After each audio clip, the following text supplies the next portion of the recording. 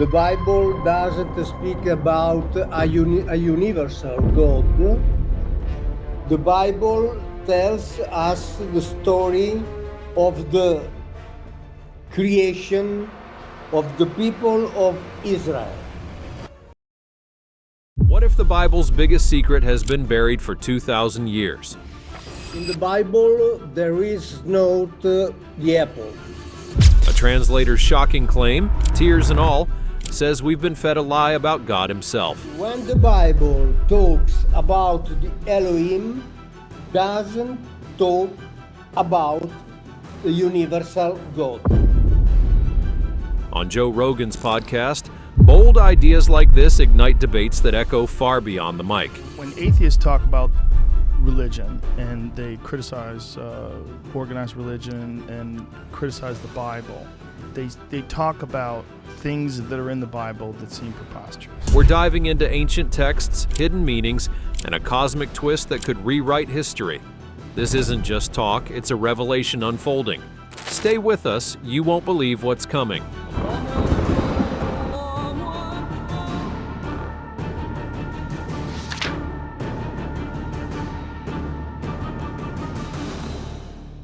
Joe Rogan's podcast legacy.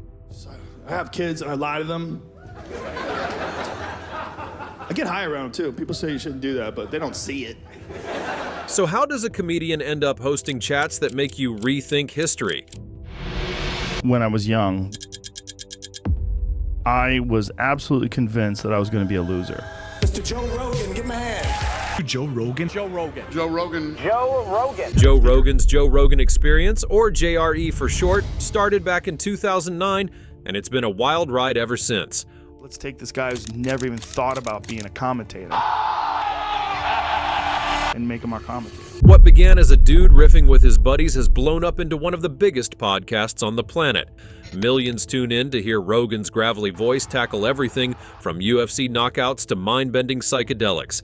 I got hired by the UFC to be a post-fight interviewer. He's a second-degree black belt in Taekwondo. None other than Joe Rogan. But it's his knack for diving into the weird that brings us here today. Rogan's not your typical host. He's the guy who will ask, hey, what if aliens wrote the Bible? And then let his guest run with it for 3 hours. Take his chats with Graham Hancock. Those episodes are like a treasure hunt through ancient ruins. Or that time with David Holthouse, where they bounced around the idea of UFOs hiding in Scripture. Favorite descriptions from the Bible, from the Old Testament, about UFOs that people love to bring up, because Ezekiel has this thing that he described. No, Mauro Biglino or Paul Wallace haven't sat across from him crying about mistranslations, not yet anyway, but the vibe fits. Rogan's podcast is a playground for big, bold ideas. Why does it work? He's real, no fancy suits or scripted lines, just a guy with a mic who's genuinely curious. He's had scientists, historians, even comedians like Eddie Bravo throwing curveballs about flat Earth. It's chaotic, sure, but that's the charm.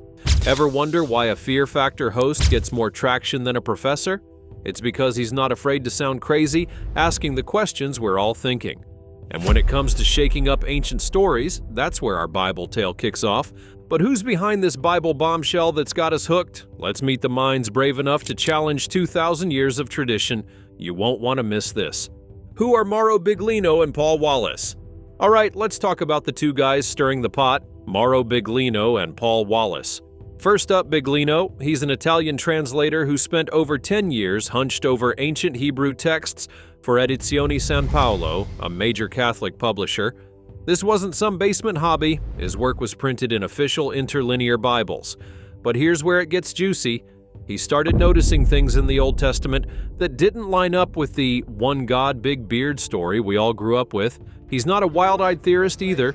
His translations were solid enough to get the Vatican stamp of approval, at least until he started talking. Then we've got Paul Wallace, a former Anglican archdeacon who traded the pulpit for a pen. This guy's not just preaching anymore, he's writing international bestsellers like Escaping from Eden and hosting the Fifth Kind TV. Wallace is the type who'll connect dots from Sumerian myths to Aboriginal legends. And it seems to be a repeat of Sumerian stories. All while sipping tea and asking, what if we've missed the point? He's got this calm, scholarly vibe, but don't let that fool you. His ideas are explosive. Together, Biglino and Wallace are like a tag team of truth seekers. Biglino brings the raw language skills, dissecting Hebrew like it's a crime scene. Wallace zooms out, tying those findings to ancient tales across the globe. They've teamed up on podcasts and videos, dropping insights that make you go, "Wait, what?" Picture this: Biglino's poring over scrolls while Wallace paces, piecing together a cosmic puzzle. No tinfoil hats here, just two guys with legit credentials asking questions that make the establishment squirm. Ever met someone who says the Bible's about aliens and actually has evidence? That's them, and their big claim? It's all about a word, Elohim. So, what's this Elohim thing they're obsessed with? Buckle up! This is where the Bible gets weird, and you'll see why it's got people buzzing. The Elohim debate unveiled. Here's the heart of it: Elohim. It's a Hebrew word you'll find over 2,750 times in the Old Testament. Think Genesis, Psalms, the works. Most Bibles translate it as God. Singular, Almighty, the one we pray to. But Biglino and Wallace are like not so fast. In Hebrew, Elohim is plural. Yeah, plural, as in gods or powerful ones.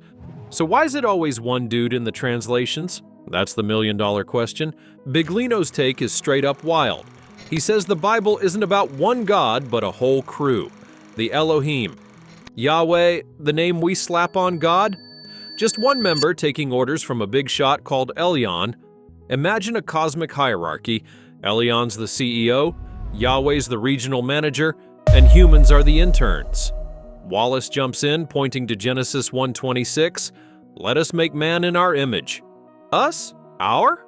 That's not a solo gig. He says it's a team of beings, not some lone creator chilling in the clouds. Now, picture Psalm 82:1. Elohim stands in the council of El. He judges among the gods. A council? Gods. This isn't your grandma's Sunday sermon. Biglino argues we should leave Elohim untranslated, let it stand as the powerful ones, and suddenly the stories make sense. Wallace agrees, saying it fixes weird stuff like why God wipes out cities or gets jealous. If it's a group, maybe they're fighting over turf, not throwing divine tantrums. This isn't just linguistics, it's a rewrite of everything. Instead of a loving deity, we've got a posse of entities running the show. Ever wonder why the Bible's got so many head-scratchers, like, let's drown everyone one day, then be nice the next? Biglino and Wallace say it's because we've been reading it wrong for 2,000 years. Critics call it crazy, but the text backs them up more than you'd think. And yeah, it's got that sci-fi edge. Some even whisper aliens, but we'll get to that later. For now, it's about cracking open the Bible's real story, but how do they prove this isn't just hot air? Let's dig into the actual texts. They've got some killer examples you need to hear. Breaking down the Bible's original texts. Okay, let's get nerdy with the Bible itself. Biglino and Wallace aren't just tossing out theories, they're pointing at specific lines. Take Genesis 1:1. In the beginning, Elohim created the heavens and the earth. Sounds familiar, right? But in Hebrew, Elohim is plural, and while the verb created is singular, Biglino says that's a tweak from later editors. He's like, what if it's a group effort? Not one guy snapping his fingers? It's subtle, but it plants a seed. Then there's Genesis 3:22. Behold, the man has become like one of us, knowing good and evil. One of us? That's not a slip-up. Wallace says it's the Elohim debating. Some want humans smart, others don't. It's like a boardroom argument, not a divine solo rant. Biglino's translations keep it raw, no fluff, just what the Hebrew says. He worked on the Masoretic text, the gold standard for the Old Testament, and insists we've layered theology over the original words. Psalm 82 is their ace. Elohim stands in the council of El. He judges among the gods. This isn't vague. It's a straight-up meeting of powers. Wallace ties it to Mesopotamian myths where gods haggle over humans like we're cosmic pawns. Biglino's like, see? No singular god here, just Yahweh flexing in a crowd. His work for Edizioni San Paolo, 17 books of the Old Testament, started vanilla, but when he went public with this, they cut ties. Coincidence? You decide. These examples aren't cherry-picked, they're everywhere once you look. The Hebrews got plural vibes, verbs, pronouns that English smooths over. Wallace calls it a cover-up by monotheistic editors around 600 BCE. Ever tried reading something in its original language? It hits different. They're begging us to ditch the middleman and see the text naked. It's not comfy, but it's compelling as hell. So, is this Elohim stuff totally out of left field? Let's step back and see where Israel's religion came from. It's a game changer. Historical context of Israelite religion. Let's zoom out to ancient Israel, way before churches or synagogues. Back then, around 1200 BCE, the Middle East was a god buffet. Canaanites, Sumerians, Egyptians. Everyone had their pantheon. Scholars like Mark Smith, who wrote The Early History of God, say Israel wasn't always Team One God either. Early on, they were polytheistic, worshiping multiple deities, including a big player called El. Sound familiar? That's the El in Psalm 82's council. Here's the deal. Elohim pops up in nearby cultures too, meaning gods or divine beings. Wallace says it's no shock it's in the Bible. Israel didn't write in a vacuum. Big Lino nods, pointing out Yahweh's just one of the crew, maybe a local enforcer. Texts like the Ugaritic tablets, dug up in Syria, show El leading a divine assembly, same setup as Psalm 82. It's like Israel borrowed the family business and rebranded it. Fast forward to the Babylonian exile around 587 BCE. Israel's crushed, and their priests start editing. Smith argues this is when monotheism kicks in. They ditch the old gods, mash El and Yahweh into one, and scrub the texts. But the plural Elohim sticks around, like a fossil of their polytheistic past. Ever wonder why the Bible's got these weird leftovers? Wallace says it's because the editors couldn't erase everything. This isn't fringe. Archaeology backs it. Statues of goddesses like Asherah pop up in Israelite digs hinting at a broader worship. Big Lino's like, told you, it's not about one god. It's a slow pivot from lots of powers to one boss, and the Bible's the messy middle. That's why their Elohim claim isn't as crazy as it sounds. It fits the history. Joe Rogan's take on ancient mysteries. Joe Rogan's no stranger to digging up the past's freaky side. His podcast is like a late-night campfire where the stories get wilder with every guest. He hasn't had Big Lino or Wallace on to spill about Elohim yet, no tearful confessions there, but he's danced around the edges. Take his chat with David Holthouse in early 2023. They're riffing on Ezekiel's vision, those wheels within wheels in the sky. Rogan's like, dude, that sounds like a UFO, not an angel. It's half joking, half serious, and 100% Rogan.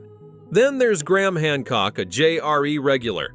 Hancock's all about lost civilizations, think Atlantis vibes, and Rogan eats it up. In one episode, they're tossing around how ancient texts might hide tech we can't even fathom. Hancock's not yelling Elohim, but the overlap's there. Old stories with a twist. Rogan's not dissecting Hebrew, but he's asking the same kind of what-if questions Big Lino and Wallace live for. Like, what if the Bible's less about sermons and more about something ancient and strange? He's got this knack for making you wonder without preaching. Ever catch him on psychedelics? He'll tie Moses' burning bush to a DMT trip faster than you can blink, half laughing, totally curious. It's not about proving aliens are gods, it's about poking holes in the official story. That's why this Elohim debate fits his wheelhouse. He's the guy who'd hear 2,000 years of lies and say, all right, let's unpack that. No tears, just a mic and a hunch. But not everyone's nodding along to this. Some folks are clapping back hard. What's the academic world saying about this Elohim shakeup? Let's find out who's fighting and who's cheering. Scholarly pushback and support. This Elohim theory, it's a lightning rod. Traditional scholars aren't exactly throwing Big Lino and Wallace a parade. The pushback's fierce. Think old school professors clutching their Bibles like lifelines.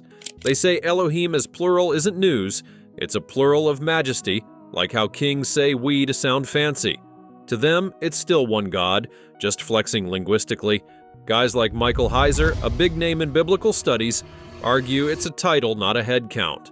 They'll point to Deuteronomy 6:4, the Lord our God is one, and call it case closed. Big Lino's UFO angle gets the most side-eye. No PhD, ties to von Daniken's alien theories. Critics smell sci-fi, not scholarship. They're like, this guy's selling books, not facts. Wallace gets less flack, his church cred helps, but his powerful one's spin still raises eyebrows. Orthodox types argue the Bible's monotheism evolved naturally, not from some cover-up. They'll admit Israel had polytheistic roots, but say it's irrelevant. Later editors locked in one God, end of story. Flip the coin, though, and there's support. Mark Smith from Princeton Theological Seminary isn't Team Alien, but his book, The Early History of God, says early Israel was all about multiple gods. He's got data, Ugaritic texts, archaeological digs, showing a divine council vibe. It's not a full endorsement, but it's a nod to Biglino and Wallace's history angle. Then there's the fringe crowd, the fifth kind fans, ancient astronaut buffs, who treat them like rock stars. Ever seen a YouTube comment section explode? That's their base. It's a tug of war, dusty academics versus the what-if squad. Neither side's budging, but the debate's alive. Who's got the edge? Depends on what you buy, safe tradition or bold rethink. Speaking of fringe, this Elohim stuff's got a sci-fi twist you can't ignore. Could it tie to something way out there, like aliens? Let's dive into that next. UFOs, aliens, and the Bible connection. Here's where it gets X-Files level weird. Biglino's not shy. He's tipped his hat to Eric von Däniken, the Chariots of the Gods, guy who says ancient gods were ETs. He doesn't scream aliens from the rooftops, but he's hinted Elohim could be visitors with tech, not spirits. Wallace plays it cooler, linking it to global myths, sky people, star beings, but he's not ruling it out either. Picture this, Genesis 6's Nephilim, those giant sons of God mingling with humans. Alien DNA experiment? Maybe not, but it's a head tilter. Ezekiel's vision is the poster child here. Chapter 1's got wheels within wheels, a glowing craft, sounds less like a cherub and more like a close encounter. Rogan's chewed on this too, half laughing with Holthouse about biblical UFOs. It's not proof, but it's fuel. Wallace ties it to Sumerian Anunnaki, gods from the sky meddling with Earth. Coincidence or a pattern? The ancient astronaut crowd loves it. They'll point to cave art, old texts, even pyramids, saying, "See? Someone's been here." Critics scoff, "Where's the spaceship wreckage?" But the idea's sticky. Biglino's like, "I'm just translating, you connect the dots." It's a tease, not a thesis, and it keeps the buzz alive. Ever wonder why UFO talk never dies? Maybe it's because the Bible's got Easter eggs we're just now spotting. Okay, aliens or not, why should we care about this in 2025? Stick around. This hits closer to home than you think. Why this matters today. So why's this Elohim debate more than a history nerd's party trick? It's 2025, and this stuff's popping off. X-posts, podcasts, late-night chats. It's not just about old scrolls, it's about us. If Biglino and Wallace are right, and the Bible's about a gang of powerful beings, not one perfect God, it flips how we see power. Think about it. Religions shaped wars, laws, whole societies. What if it's built on a misread? Today, people are hungry for truth beyond the textbook. Look at X. Threads about Elohim rack up thousands of likes. Rogan's listeners aren't just stoners, they're folks questioning everything: government, science, faith. This fits that vibe. It's less God's mad at us and more who's been running the show. Ever feel like someone's pulling strings? This theory's a rabbit hole for that. It's not all cosmic doom though. Wallace talks human potential, maybe we're more than pawns. Biglino's just asking us to rethink the story. It's a mirror, messy, human, maybe even hopeful, plus it's fun, beats scrolling cat videos. Why does it matter? Because it's our past, our questions, and it's not going quiet anytime soon. So, did they lie for 2,000 years? Biglino and Wallace say yeah, and Rogan's the guy who'd grill them on it. From Elohim to UFOs, this tale's got legs. No sobbing on JRE yet, but the truth's simmering. What's your take? Drop it below. Let's keep this fire burning.